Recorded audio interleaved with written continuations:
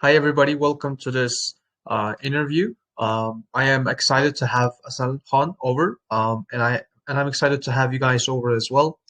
So let me give you a quick introduction to this new podcasting project that I have started. And as you guys probably already saw in the channel, I called it IELTS Warriors. All right, simply because these guests that we're going to be having. You know, in the next, I don't know how many months, years. I hope this podcast will remain, well, yes, I hope that it will stay for as long as we possibly, can sort of predict, right? Now, the reason why I decided to call it IELTS Warriors is because these people have actually been battle tested, right? They've walked the talk, not just talk the talk, all right? So they actually went through hell in order to get to the station that where they are right now, all right? They've undergone a lot of challenges and trials, and those guests, those interviewees are here to tell you a story, to tell you their story and what it took them to achieve a particular feat that they've achieved, all right? Now, today we have Asalxon Kasimova as a guest speaker. She is just 15, like I mentioned, and then she's got an overall band score of 8 with a remarkable 8.5 on her speaking. And yes, hopefully today's talk's focus will be more on that, all right, more on how she came to speak like this, how she came to speak this natural, because we talked before with her, so yeah, I guess that's pretty much it. Now, let me pass the microphone on to Asalxon, and then she'll take it from there. Hi, how are you? Hey, ULUGBE. Hi, everyone. I'm glad that I am one of the first guys to attend this project, and I hope it will be of great help to other people as well. All right, great, thank you. And now, can you turn on your camera if possible? Because I was hoping to do this in a video format. Is that okay by you, or should Yeah, we yeah, sure, do this? sure. Okay.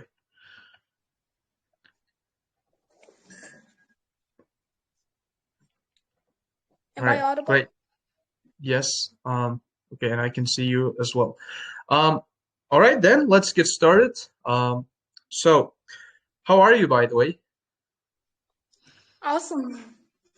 Great. So how does it feel, like, scoring a band 8, finally after all this hard work, and especially at 8.5 on speaking. Wow, that's just, pretty amazing, right? So tell us about how you feel I now after. understand why Yeah. people say happiness is temporary, because the day that I got my results, I was just over the moon. I was so happy. I was just hugging everybody else at home. But the next day, it just felt like a simple thing. Right. Now you finally understand um, that pursuit of happiness doesn't really last. Yeah. Yeah, all right. Okay. Great. I've been in your shoes, by the way. Like, weirdly enough, the first time I took the IELTS exam, right?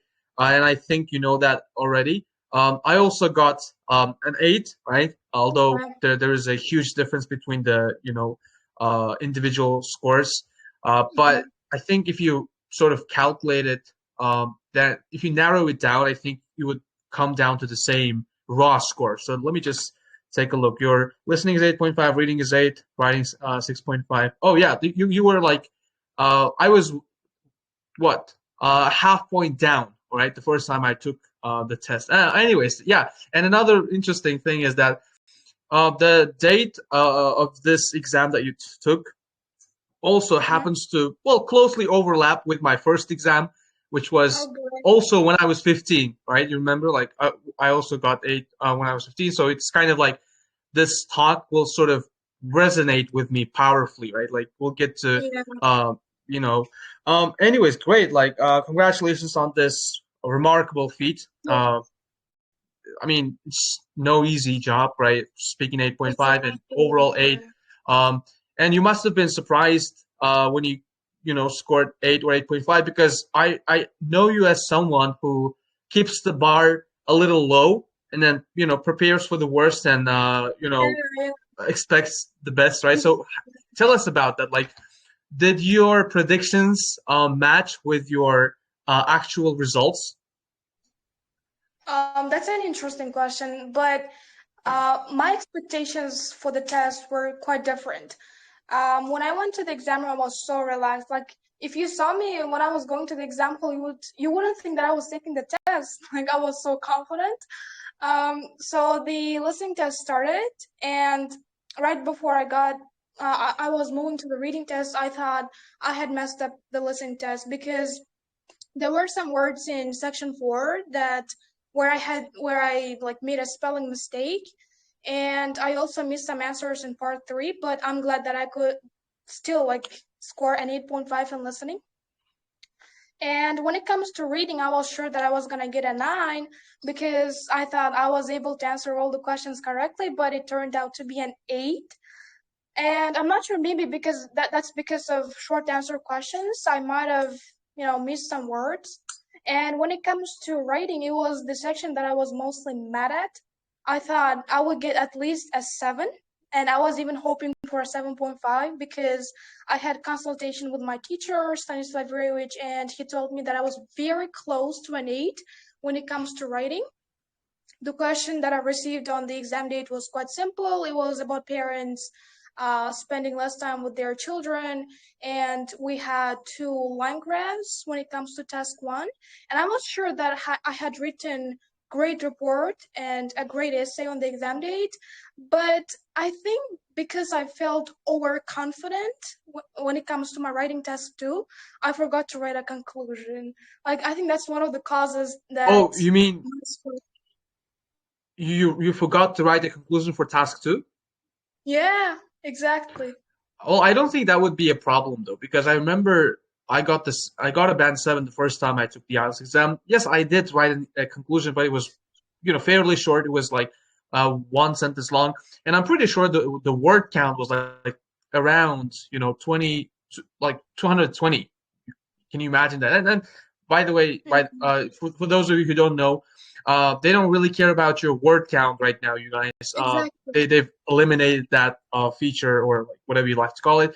While we're on the subject of writing, so what do you think?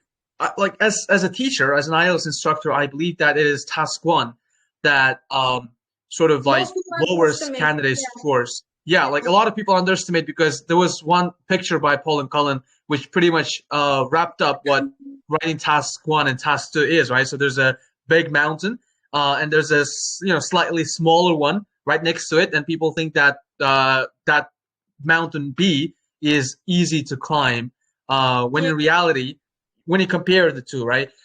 So what do you think? What was it, the task 1 that may have affected your score, or do you think it has to do with something else? I'm sure I wrote a great report for task 1. I was able to include everything. I was able to write everything. The quality was good, but I'm not sure what was the reason I got a 6.5 for writing. That's the same thing, I when I took the IELTS exam the second time.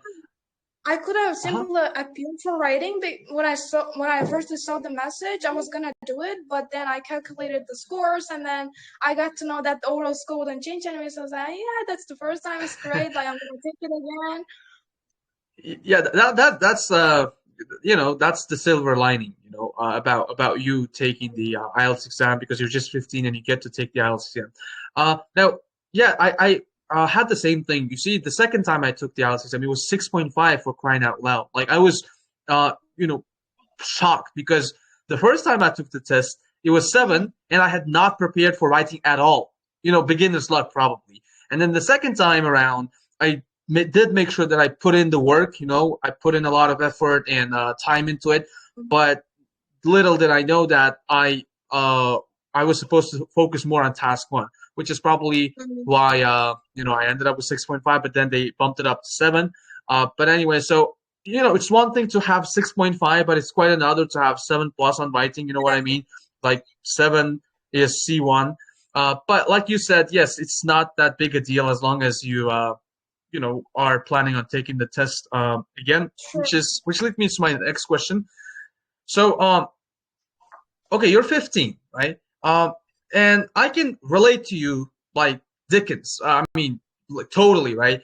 Uh, Mm-hmm. I can relate to you on that. But a lot of people seem to, have a hard time wrapping their mind around why on earth would a 15-year-old need to take the IELTS exam because it will expire by the time you go to the university, and why go to the trouble of, taking this test and all, right? So I have that question to you. Now, why take the IELTS exam at this age? Because it's my interest. I've been learning English for 4 years now, and this is what I enjoy. This is the subject that I enjoy the most, even like the math. Like these are the two subjects that I enjoy studying, but studying English is like, I cannot compare it to other subjects, you know? I've been in this field for a lot of years. I also studied IELTS last year as well. You already knew it because I attended in your speaking marathon last year. You were And you were my very first student, like that's like pretty well, yeah, sort of like an honor in the sense that now you have 8.5, which is like literally higher than my current speaking yeah, score, 8. Um and like you guys, for those of you, again, like just for information, her speaking was already, there, it was up to par even then. I mean, I would listen to her audio messages and then yeah. would realize that she must be at least 7.5. All right, her speaking score must be at least 7.5, and that's the thought that struck me.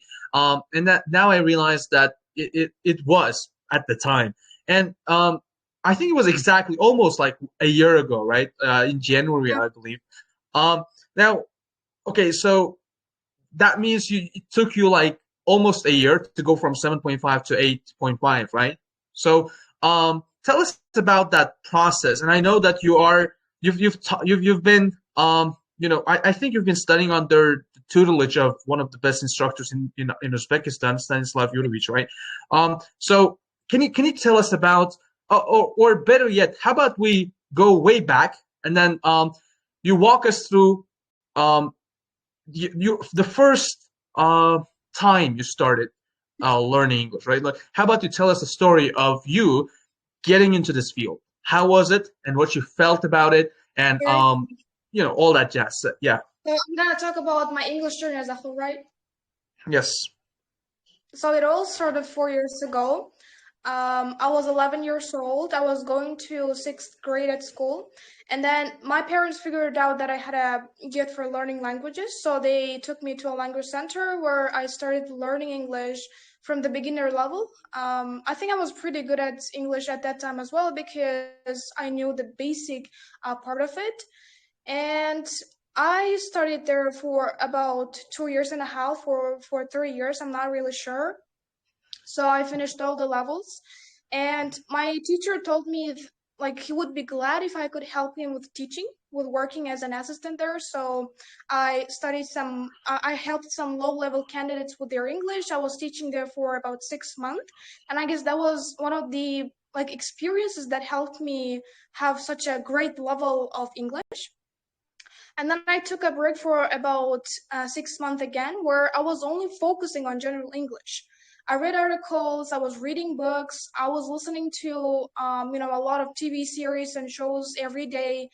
But I wasn't really obsessed with IELTS at all. I didn't do practice tests. And the only thing that I was concentrating on was my general English. And then in So November, just to follow up, mhm. when you say general English, what do you mean exactly? I mean, I know what it is, but just to clear it up for our audience, what did you do to improve your general English besides reading articles and like reading books? And how did you do that? Like, did you just read articles and like leave the words unhighlighted, like where you just leave them and don't really focus on the language that much? But can you just walk us through that a little? I think I would take at least 3 hours when I was reading articles because there are a lot of things that I did. First of all, when I took the article, I just read it. loud out. There was nobody at home. I was just read it loud because I knew that it would be helpful for my pronunciation. That would be great for my fluency as well. And when I was reading those articles, I would make sure that I would like follow this intonation, you know. I wouldn't be just stable. I changed my intonation, I changed my voice, and this is how I read articles. And for the second time, I tried to highlight some words or phrases and some grammar that I wasn't sure of. But of course, they weren't all the words. They were just like some random words that I was sure I was gonna come across later in other articles. And then I Yeah, looked at their a meaning. quick follow up on that. Sorry.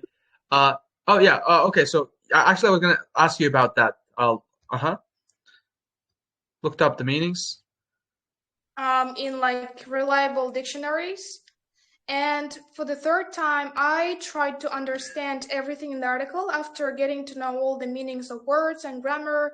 And for the fourth time, I wrote a summary, like all the things that I've just gotten out of all those articles.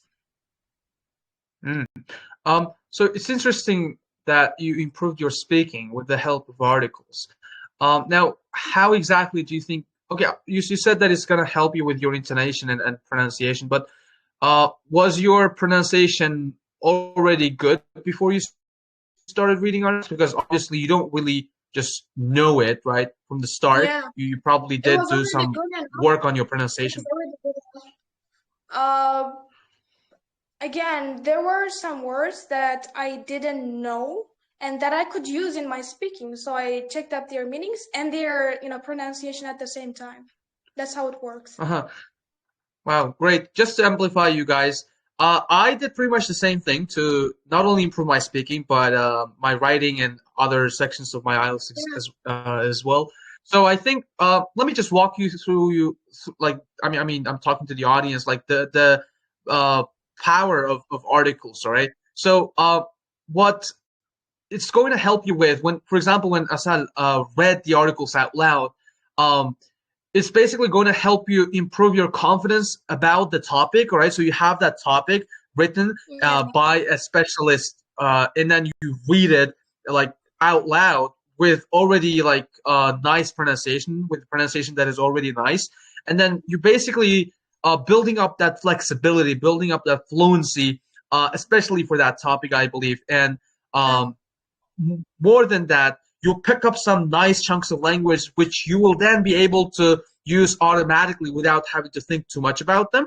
And another thing that is really great about this method or this, immersion in the language with articles is that you know certain words, but you can't quite use them. So I Yeah, believe that that's how it helped you activate your vocabulary. Would you agree with that? exactly. Yeah.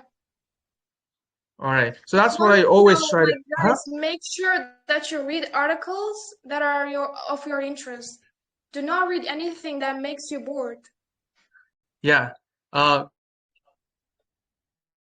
great as well because especially at the outset, right? When you're not, let's say, motivated enough, or let's say when you don't really have somebody to guide you, it's of great importance to start off light and then to start off with something that actually interests you. But then as you go up the language ladder, so to speak, you might want to move on to something that is beyond the scope of your interest, because after all, IELTS is not your uncle, so to speak, again, to use an analogy from Uzbek language, or should I say the world is your oyster, and then if we were to reverse that, IELTS, is not your oyster in the sense that it will definitely, put you on the spot by throwing like rapid fire questions about like topics that you've never thought about.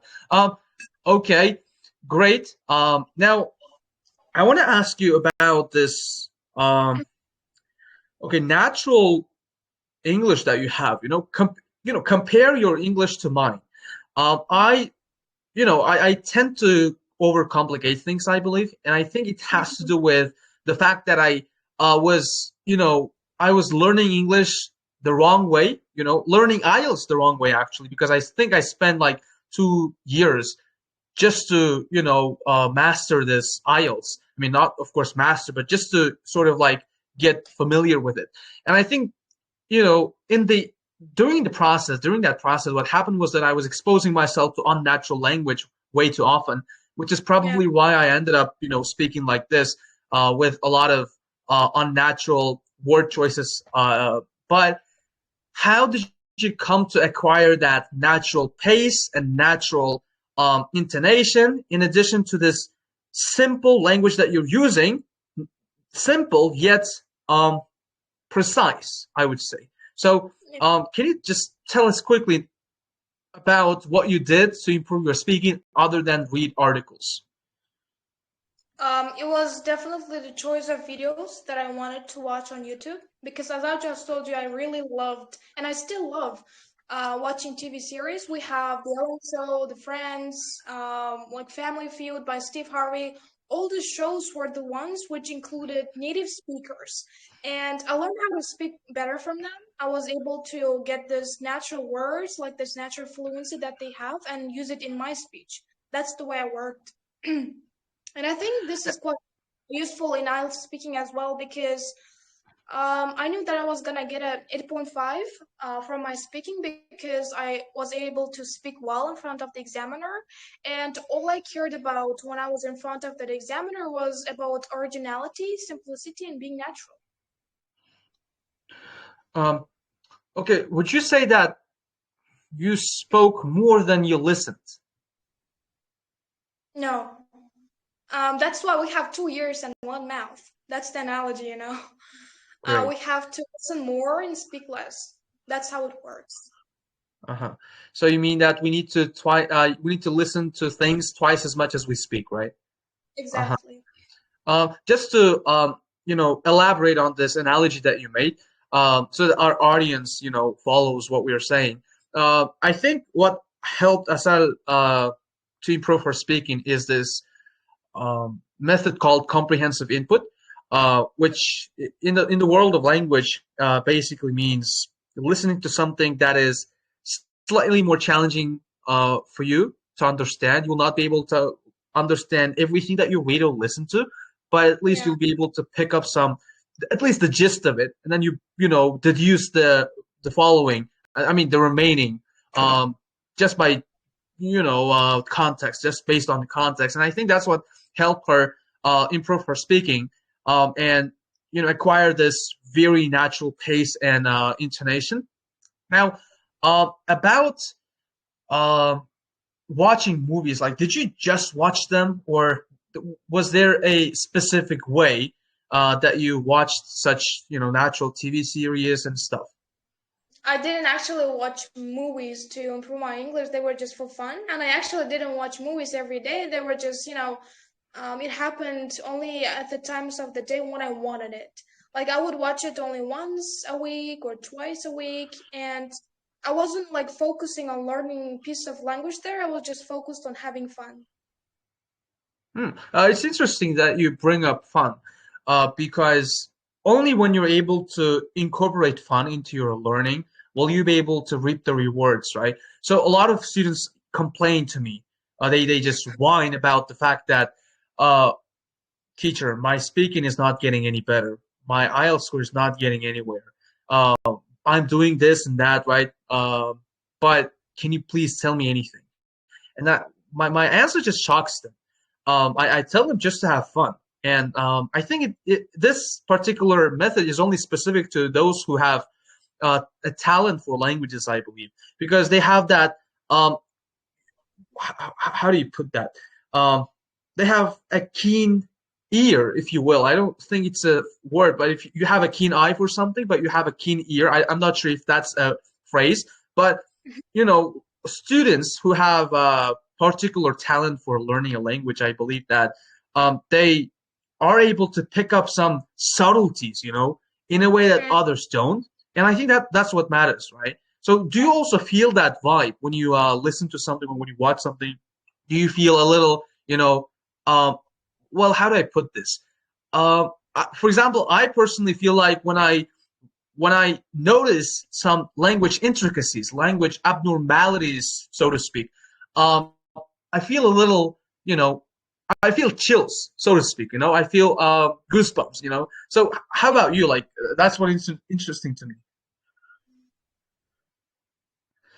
Does it? Like, can you clarify the question here? Yeah. Because I I get mean, these words.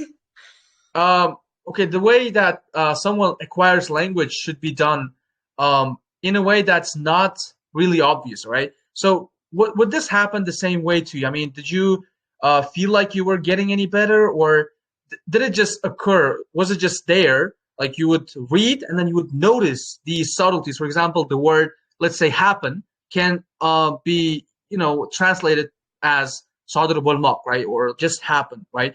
But it also has a connotation. For example, I happened to see her the other day. So would I you get it. be able to pick up such intricacies? Yeah, I believe that it wasn't obvious because even when I was preparing for IELTS, I didn't notice that everything came out automatically when I was speaking or when I was writing. And, some time after I read my essays or I listened to my speech that I have on my phone, wow, how did I even do this? Like, where I even came across that information, that would be like that. Yeah. Mhm. Another thing that I wanted to ask you is, how important do you think um, starting early is? Like, how important?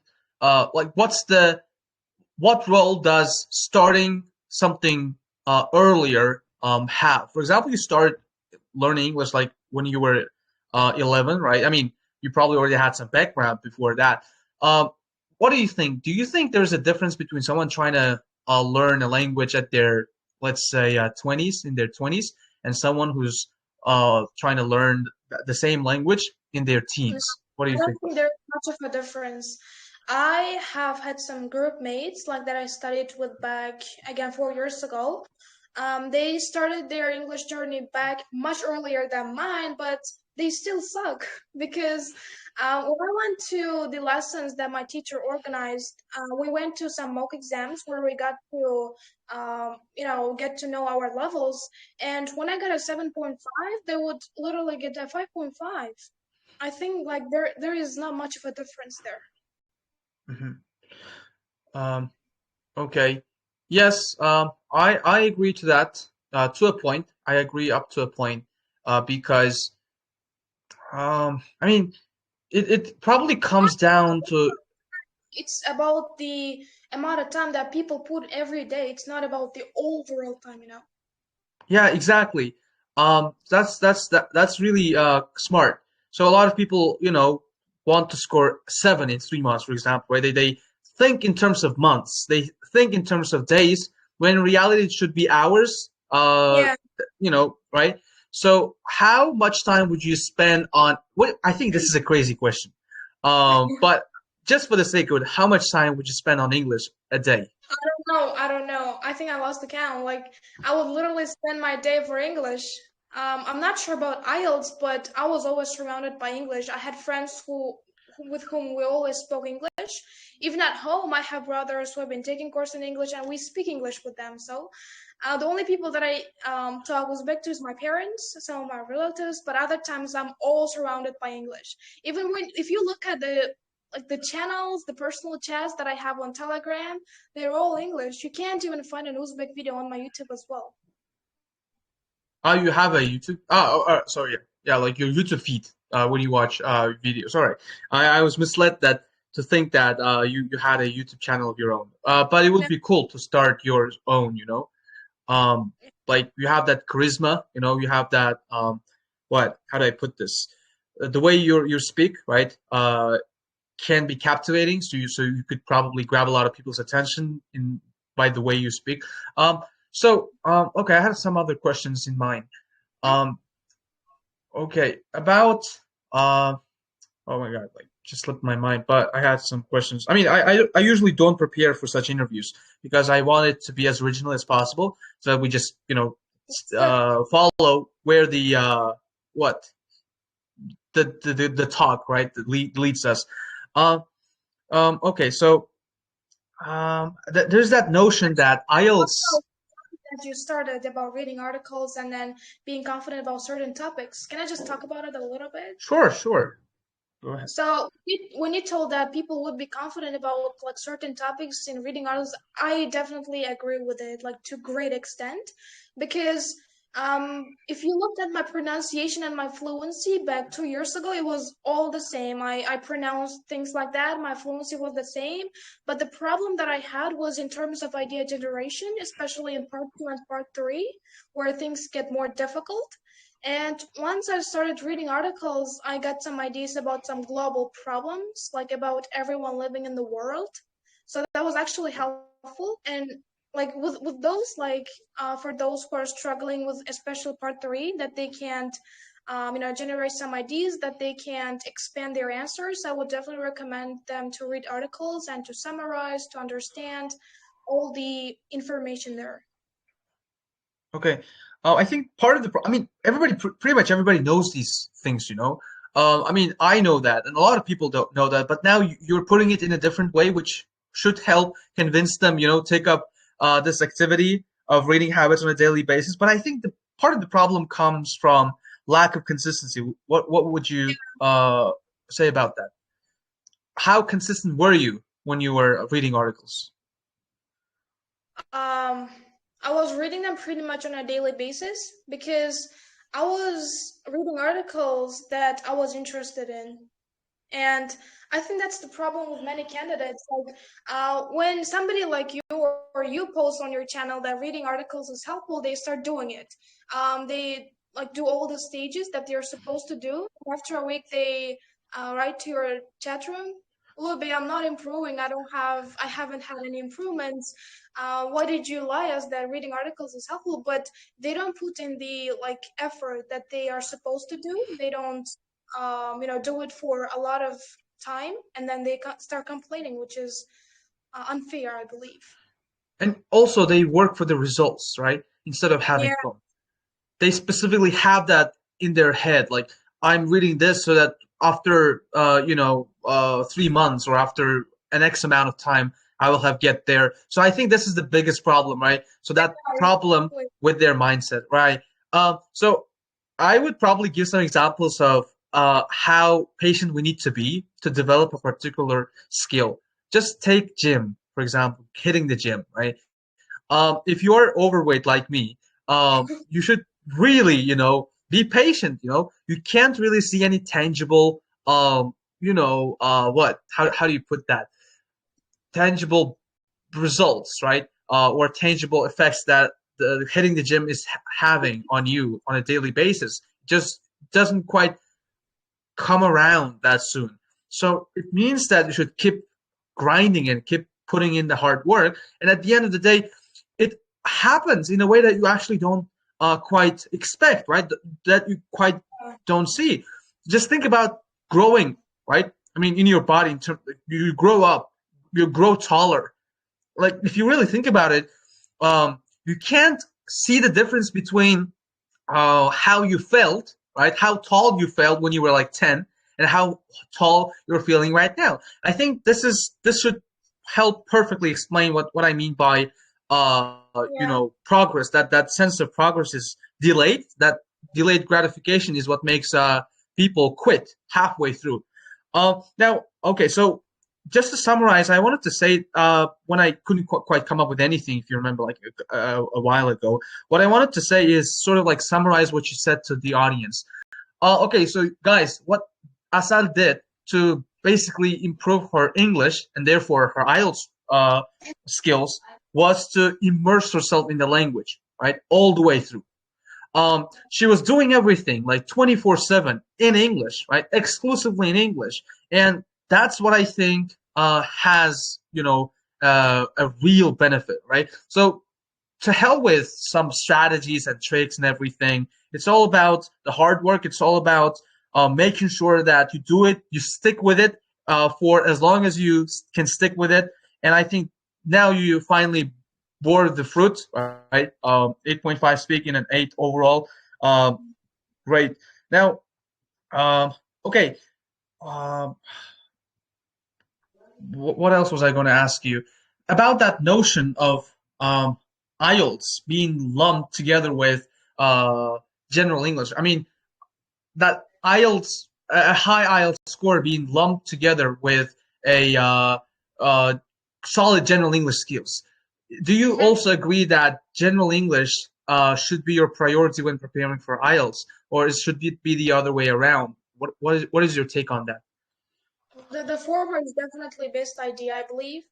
Because IELTS is just a test that assesses how good, how decent your English is, after all, right? It's not gonna check your IELTS knowledge. It's gonna check how well you can speak, you can write English, how well you can understand people listening and reading. That's all about your general English, I believe. Like, I remember I took a mock exam one time in August and I got a 6 for my reading. And I at that time my general English was pretty good enough. I was able to comprehend all the passages there, but my problem was with IELTS.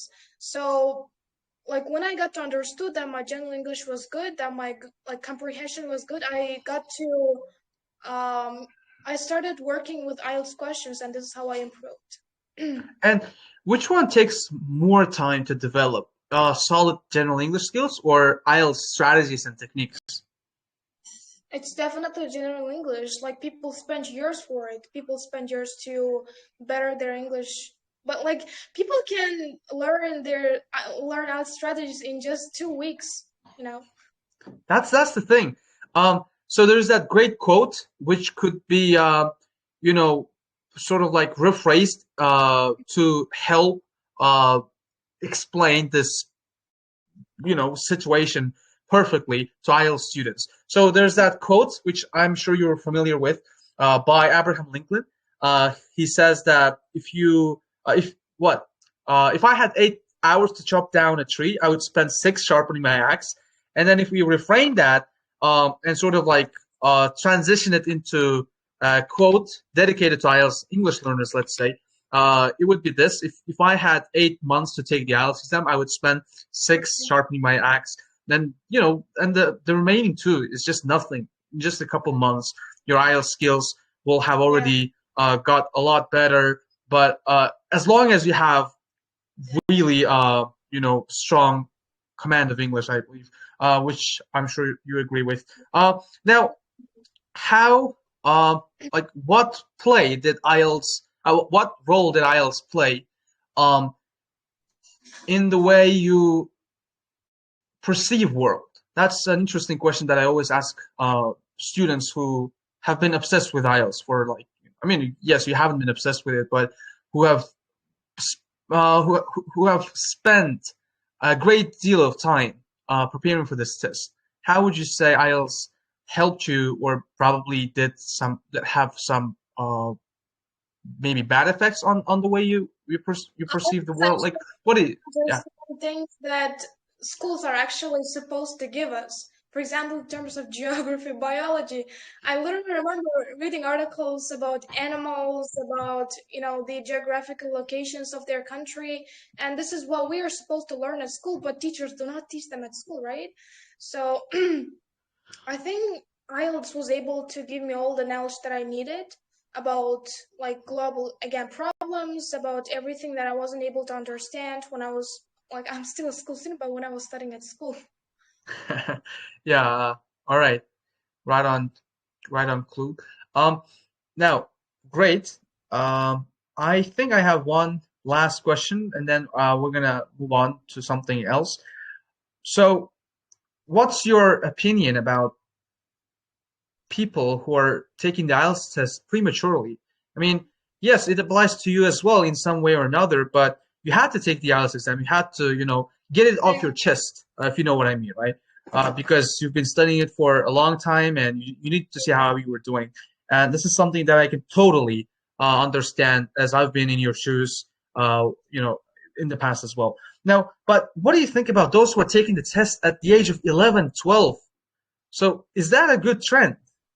I personally Uh, don't think it is.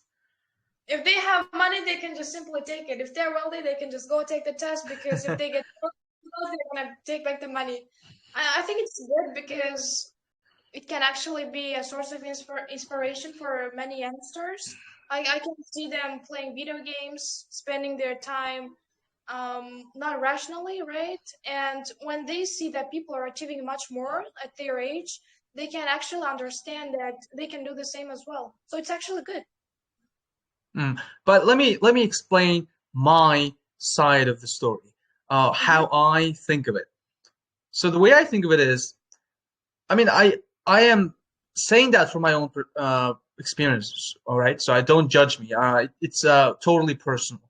Now, the way I think of it is, students who start who get their feet on this, or let's say get their feet wet, all right, by focusing on IELTS and stuff. So they sort of like, once they get the hang of it, they don't want to get out of it. You know what I mean? That's what happened with me as well. I started preparing for IELTS. I got a decent score, and then I, couldn't quite get out of that rabbit hole, if you know what I mean. I kept teaching, and I kept, I was that one trick pony, right? So that we have that phrase, you guys, one trick pony. I remained the one trick pony I was back when I was like 15, right? And it's quite, heart breaking to see someone talented, not in just one particular area. I mean, I was really good, at math, at Russian. I was good in pretty much every other subject, which I still am. I don't want to brag, but I just want to give you an example. I just want to give you a sense of how I, felt like back when I first started preparing for IELTS. I was well-rounded. I still am, but now I feel like IELTS has hogged so much of my life, so much of my time on my everyday life, and I think this is a red flag for. I mean, once you find yourself keep retaking the IELTS exam, even if you don't want to pursue this sphere in the future, I don't think it's necessary for you to do that. You should just come to your senses and kiss goodbye to this goddamn test as soon as you can, immediately. But like you said, you love English, and I'm sure I hope you will further your journey of English and probably pursue a degree in this education and whatnot. Which brings me to my next point. What are your plans for the future now that you've gotten 8? What are your plans for the future? Just the bare bones of what you have in your head. Well, I'm actually now so happy that I'm done with IELTS because prior to my exam, I was like under so much pressure. I kept thinking about like what I was gonna get, what would happen if I end up scoring low, and my parents would be so mad at me. But now I've got an 8 and I'm over it. Now I'm gonna go back to my math courses. I'm gonna pursue my career. I really hope that will be able to help so many people with their English in the future if I get to like get this opportunity, probably. Uh-huh. But yeah, uh, I mean, hold on to it. Don't like let go of other subjects. I mean, it's really important that you don't end up uh, teaching IELTS, for example, right? So I'm glad that you haven't opened the channel yet. Have you opened the channel or not? Yeah, not yet. Yeah, I don't recommend you do that. Why? Because it's good publicity, yes, but once you open a channel, you'll I mean, of course, it's not my place to give you advice or anything, but I'm just sharing with you what I personally have felt. Once I started blogging, and then opened the channel dedicated to IELTS, I found myself all the more hung up on this IELTS thing. So that's something that I would share with you, that I would give you as a friendly advice. So as a friendly advice, you can't really say advice, right? So as a friendly suggestion, if you will.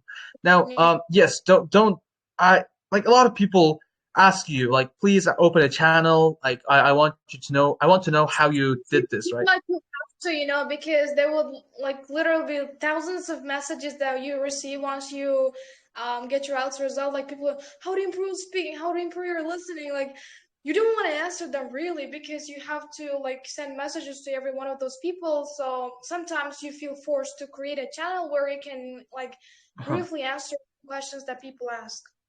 So whenever you need to just contact me, Ulugberk, I need to answer a bunch of questions. Can I use your channel? So yeah, Sure. I'm at your disposal. I'm at all your disposal now. So there was something else that I wanted to on that subject, on that note. Oh my God, like I'm like really bad at short memory, you know.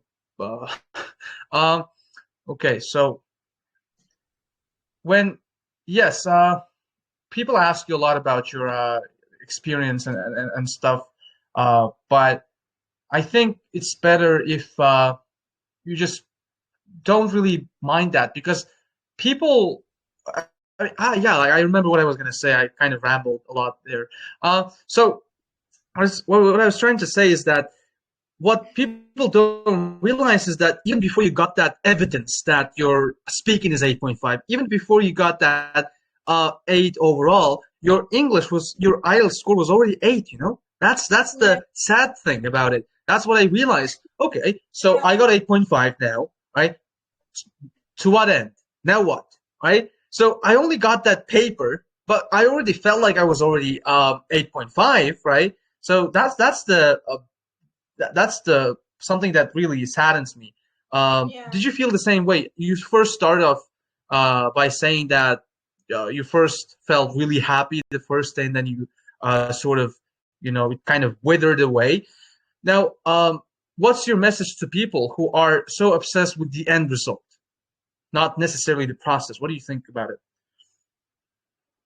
I think that's actually like it's not a really good way of working or learning a language because as I just told you, IELTS is just a test.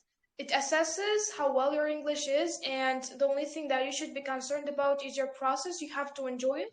So once you're done with IELTS, once you get your results, you have to say, wow, I'm so happy. Not just because I ended up with a good score, but because I had so much fun learning IELTS. Now if you ask me, I miss all the classes that I had. I miss all the all the things that I did when I was preparing for IELTS because I would just sit home, I would listen to music, I would spend time outside and do everything that I was supposed to do for IELTS. So I think people should be more like obsessed with the process instead of the results. Yeah, right. So you will then miss it, like those precious moments. You can't really get them back, especially when you're just starting to realize that you've gone from intermediate to advanced. Like when you actually start to understand things, when you watch movies and you understand everything. That's a lot of fun. That's something indelible. Okay, now one last thing. Um, would you agree to answer a spot on, like not a spot on, but on the spot part 2 question right now without any preparation, just to give the audience, a an insight into how a band 8 answer is different from a band 8.5 answer. I'm also gonna answer it later once you finish it, all right? And then I'll probably give you feedback. I mean, describe uh, your answer to our audience so that they know why it actually deserves 8.5. Is that okay by Mhm. you? Yeah, sure. So let me choose a random topic now. Just a second. How about we take a look at something new from the app, something that actually challenges us both because I haven't really looked at the new Can topics I yet. just preparation because I have to make some notes. Uh, all right. Do you need time for preparation then? Yeah. Oh, all right. So let me just pick a topic right now. For some reason, I can't really find new topics, but okay, I think we could probably start with this. Something that is a little challenging. Describe a person you know who loves to grow plants, vegetables, fruits, flowers. Doesn't really matter. So I'll now give you 1 minute to prepare and Mhm. take some notes if you want. So go ahead and start preparing.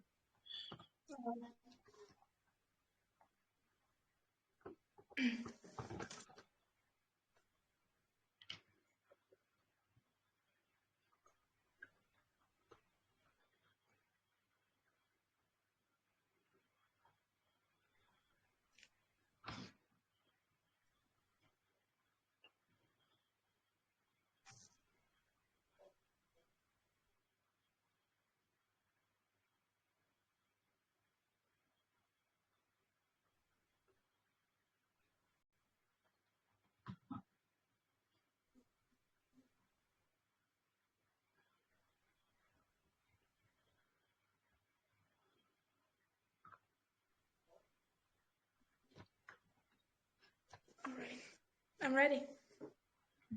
All right. Just a second. So you can start speaking. Go ahead. So, one of the fewest people that I know who is really keen to plant different flowers and fruit is my grandmother, who actually lived together with.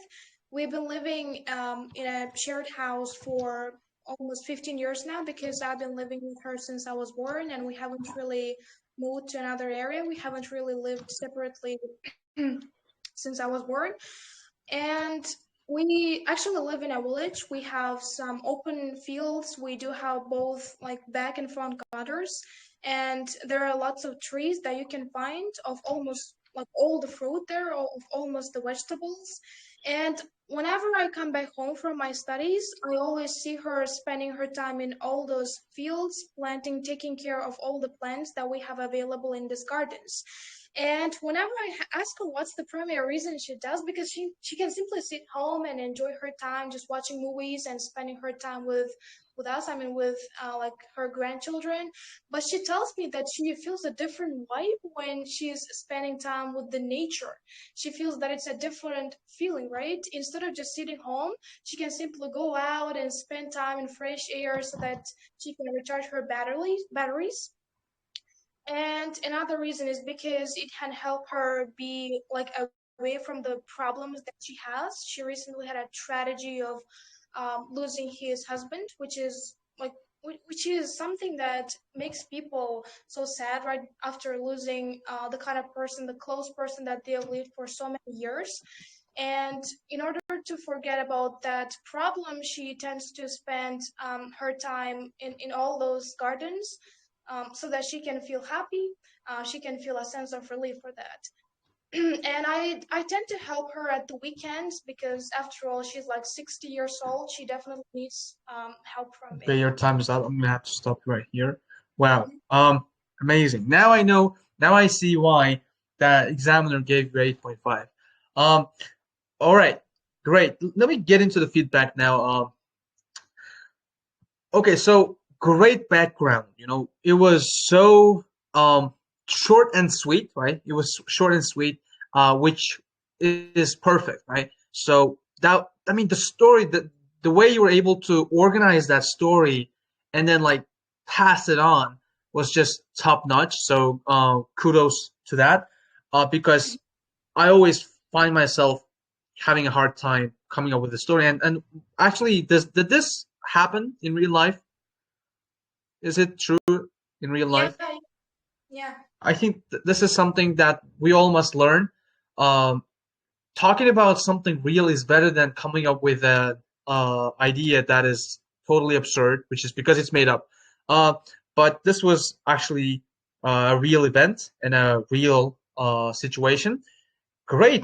Mhm. So yes, that shift from ideas, right, from one idea to another, and the way that simplicity that comes with your speaking is what I think has impressed the examiner, because you didn't really use any precise words. I mean, of course, there were really nice chunks of language out there, but you didn't necessarily try to use some, let's say, unique words, right? Like Yeah. unorthodox words, which would seemingly blow the examiner's mind away, which is something that I probably need to learn from you.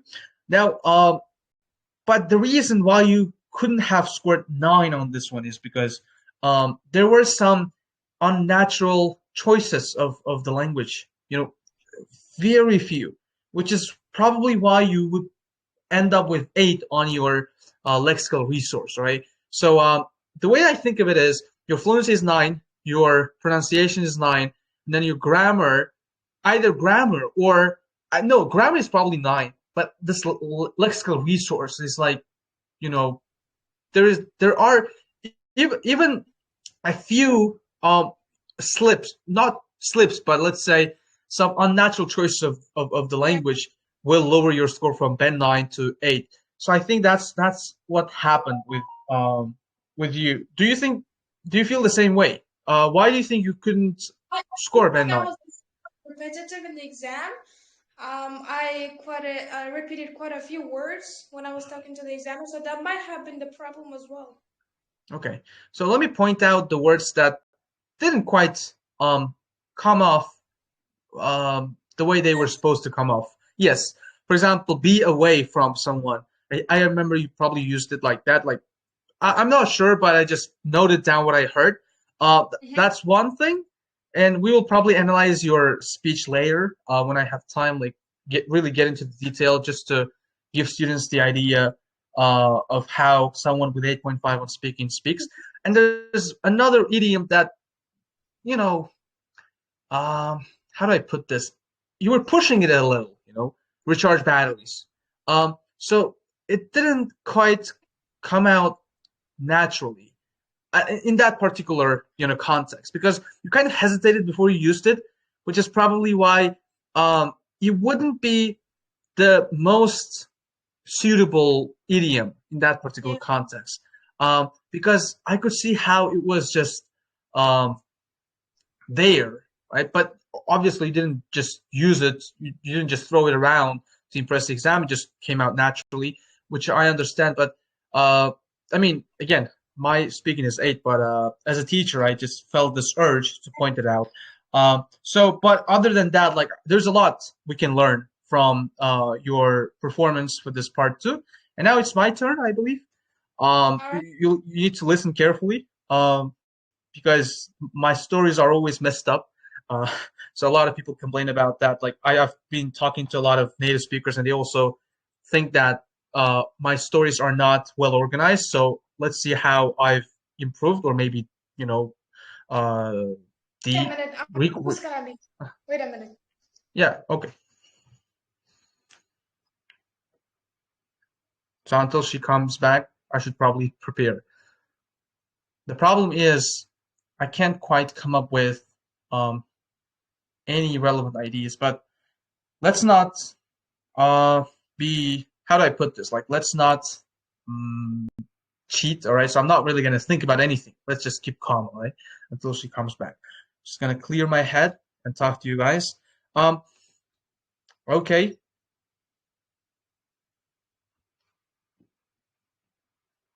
So I guess I'll get started without any time for preparation. I'm gonna time myself, by the way. I'm gonna time myself. So here we go. I have this timer on my screen. All right, let's get started. Okay, the person that I want to talk about right now, who is a particular fan of uh, plants and everything, I think is my grandfather.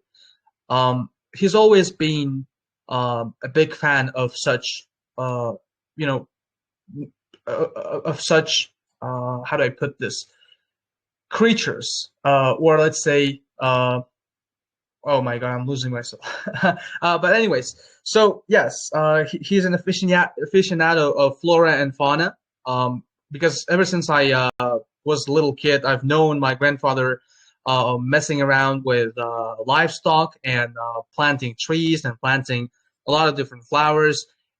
So much so that he even comes to our house, sometimes and tells me that I should make the house a bit more lively with some plants and everything. So obviously he's correct because my um, my house is just a desolate desert if you really think about it.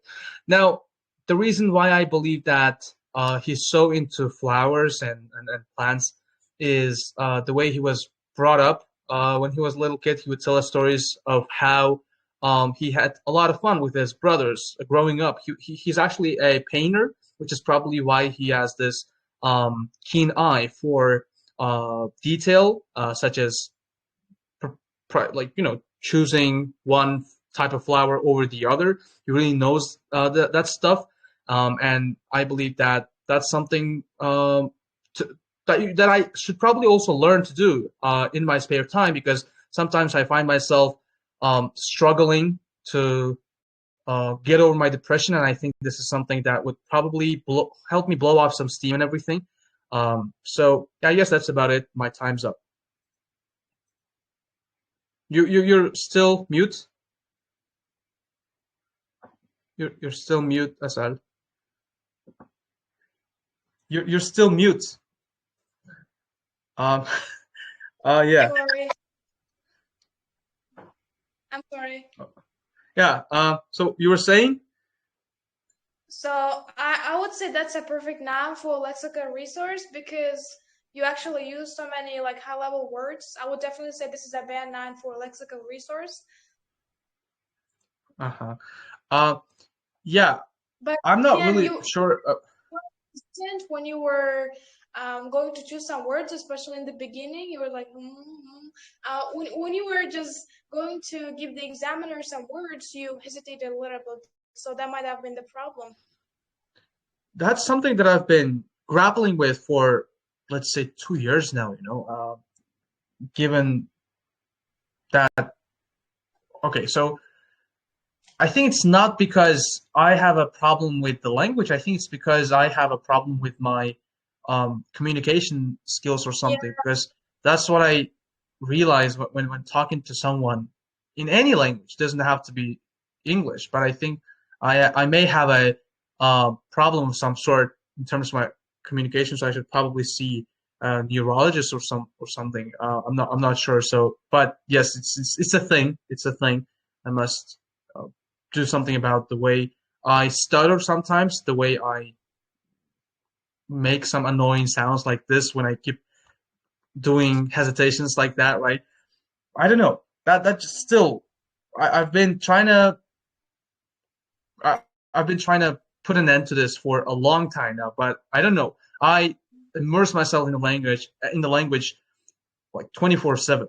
I listen to a lot of podcasts, yeah, like pretty much every single day, and my writing is pretty good, but I think it has to do with my communication, my verbal yeah. communication. But anyways, I'm not sure if it deserved 8 now because obviously my fluency and coherence would have to be 7.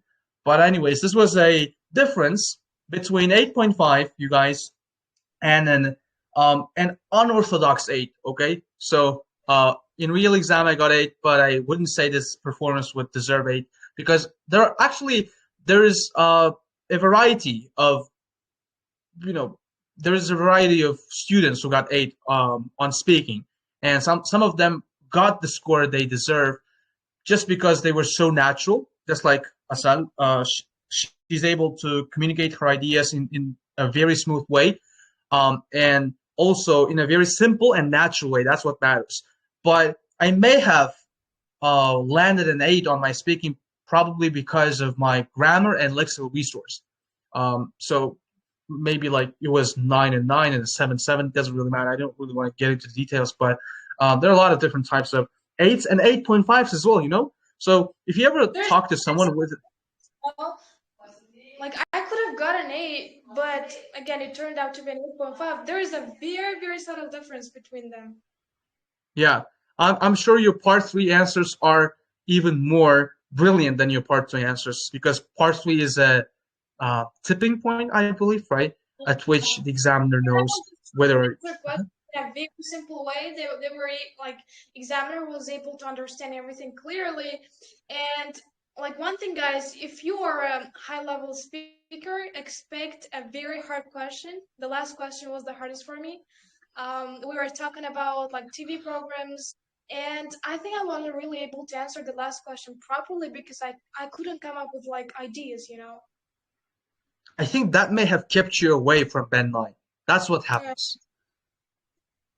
So I think that's the same thing happened with me because I really hoped I would score 8.5 on my speaking that day because unlike now, on the exam day, I don't know, I was way more eloquent, I was way more communicative, and I was way more natural.